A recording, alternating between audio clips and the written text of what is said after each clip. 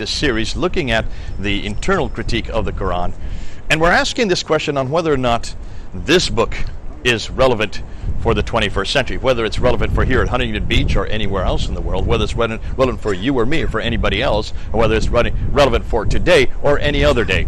And my conclusion is absolutely not.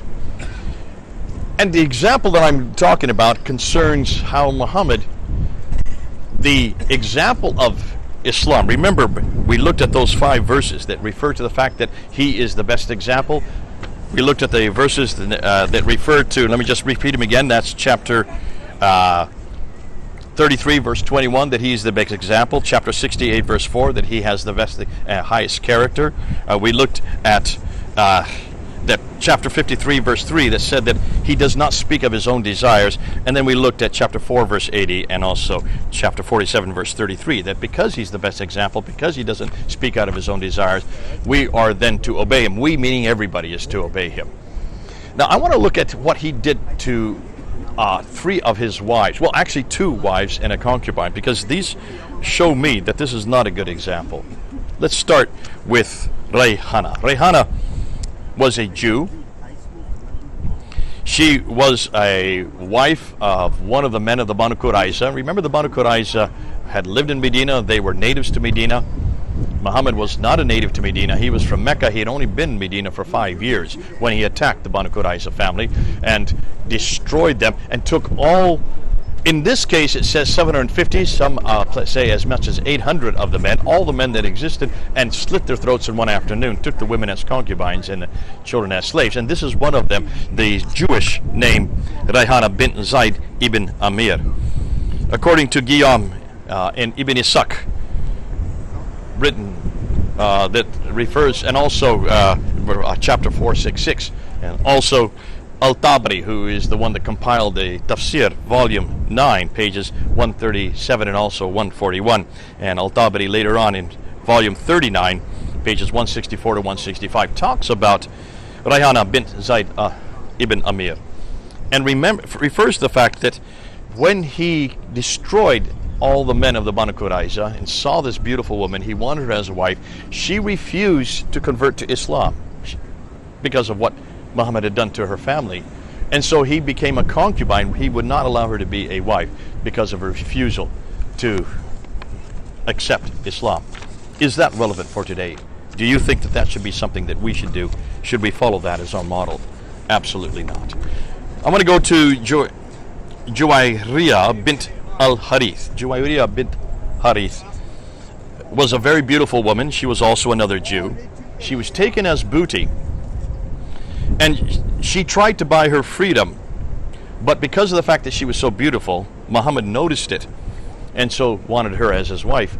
And his other wife, Aisha, remember Aisha is the one that we talked about earlier. She was only 7 when he married her, 9 when he consummated that. His favorite wife, she got jealous of the fact that he saw that this woman is beautiful.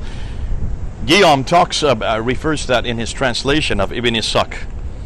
And he says, and he mentions that according to Ibn Awn, and this is what he says, that the Prophet had suddenly attacked the Bani Mustalik without warning, while they were heedless and their cattle were being watered at the places of water.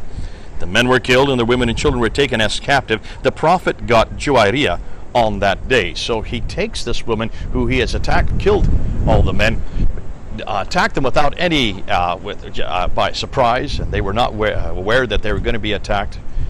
And then he takes this beautiful woman as his wife. Is that relevant for today? And my answer, of course, is absolutely not. And then the third one is Safiya, probably the more famous of these 3.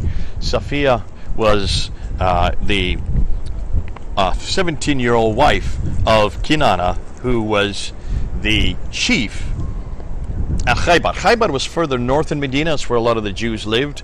And he was the chief, Kinana, and he was tortured, tied to a stake, and was burned with fire so that he would reveal where his wealth was.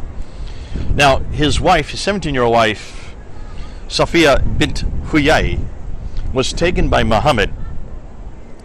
Before he took her as his wife, Muhammad killed her father, her brother, her first husband, her 3 uncles, and several cousins. Basically, he just decimated her families, the males in her family, and then he takes her for a wife. Is that relevant for today? Would we do that to women today?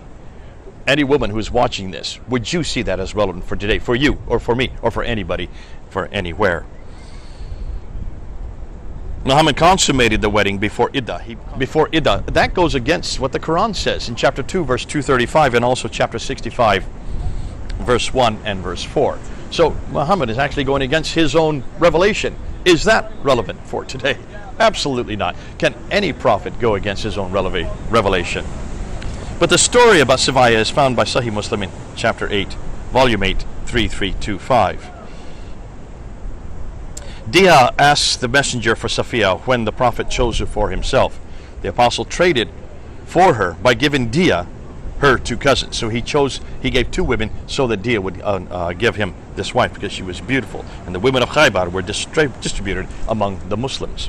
That's in Al-Tabari, volume 8, hadith number 117. All of this I'm taking straight out of the traditions. These are Muslim traditions. These are your traditions if you're a Muslim. And these are the stories of your Prophet. In these three cases, two wives and a concubine, if this is the example of Muhammad, and that's what he did back there in the 7th century, should we be doing that today? Please say no. There's nobody that I know that would accept that. But what you can accept, and the person you can accept, is Jesus Christ. See, when you look at Jesus Christ, you ask, did he do anything like this? Are there anything that you can think of that would sully his character? And for 40 years I've asked people, is there anything that we can find wrong with Jesus Christ? Everybody loves Jesus for one very good reason. What's there not to love about Jesus? Muslims come up to me and they say, we love Jesus, why don't you love Muhammad? And I say, exactly, of course you love Jesus. Who cannot help but love Jesus? Because we don't have stories like this about Jesus. Thank God.